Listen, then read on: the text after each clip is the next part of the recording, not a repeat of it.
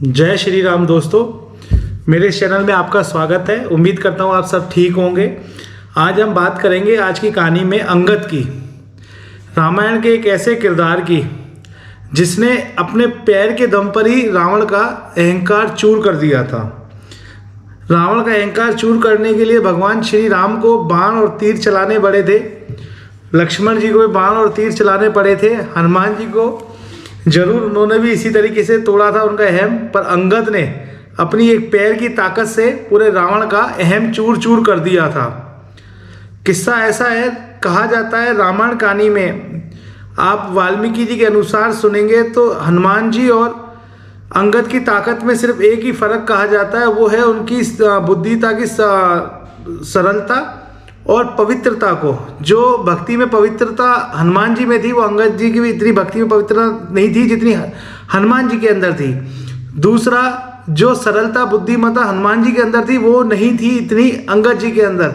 पर अंगद के अंदर उतनी ताकत कही जाती है और बल कहा जाता है और चपलता कही जाती है जितनी हनुमान जी के अंदर है वाल्मीकि रामायण के अनुसार। अंगद का एक किस्सा बहुत चर्चित में है। जब अंगद के पिता बाली श्री राम के द्वारा वध कर दिया गया था, पर अब उनको सारी ज्ञान हुआ तो उन्होंने अपने अंगद से पुत्र से कहा था कि आप श्री राम के साथ ही रहना।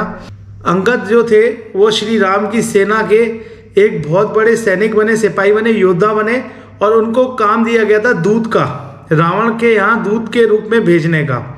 अंगद जब रावण के यहाँ दूत बन के गए थे भगवान श्री राम के, तो जब उनसे कहा गया कि आप अपने हथियारों को अंदर नहीं ला सकते, आप दूत हैं, क्योंकि वो गधा रखते थे हनुमान जी की तरह। उनसे कहा गया कि आप ये चीज़ नहीं ला सकते गधा, क्योंकि गधा एक हथियार है दूत बन के। तो उन्होंने गधा उनको नहीं दिया।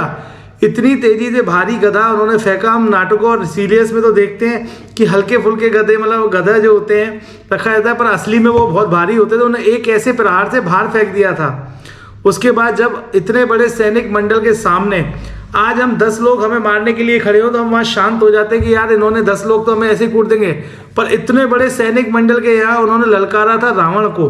रावणों के बड़े बड़े सैनिक बैठे थे उस सभा में, तभी भी उन्होंने ललकार दिया था रावण को।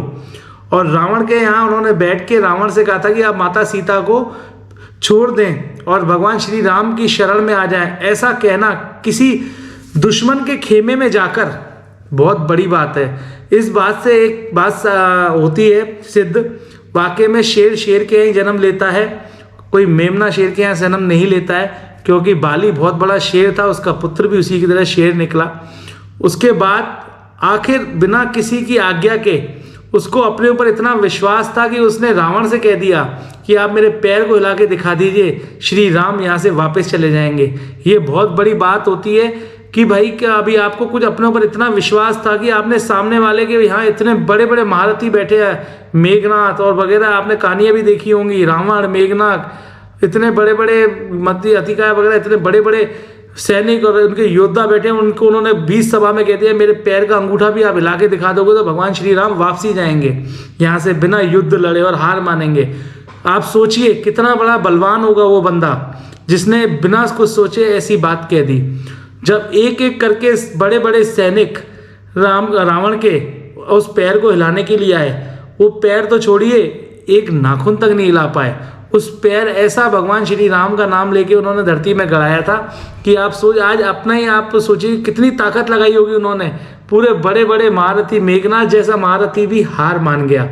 एंड में जब रावण आया तो उसने अपना पैर हटा दिया, बोला ये पैर मेरे में मत ताकत नहीं लगी, इसको भगवान श्री राम तुम्हें गिराएंगे। मेरा फर्ज था कि बाकी तुम्हारी सभा के लिए, तुम्हारे लिए मैंने ये नहीं कहा था। तो ये बहुत बड़ी बात है पूरी सेना के सामने, जो उसके बड़े बड़े मंत्री हैं उसके सामने और सामने वाले शत्रु का अनादर करना बहुत बड़ी बात होती है। ऐसा सिर्फ अंगद ही कर सकता था और कोई नहीं कर सकता था। तो ये बहुत बड़ा रामायण का एक योद्धा था जिसकी छाप हमेशा बनी रहेगी और आप भी हमेशा इनके किस्से सुनते रहे होंगे। आज की कहानी में सिर्फ आपको इतना ही बताऊंगा। आगे के लिए जय श्री राम। फिर एक नए कहानी के साथ हम मिलेंगे।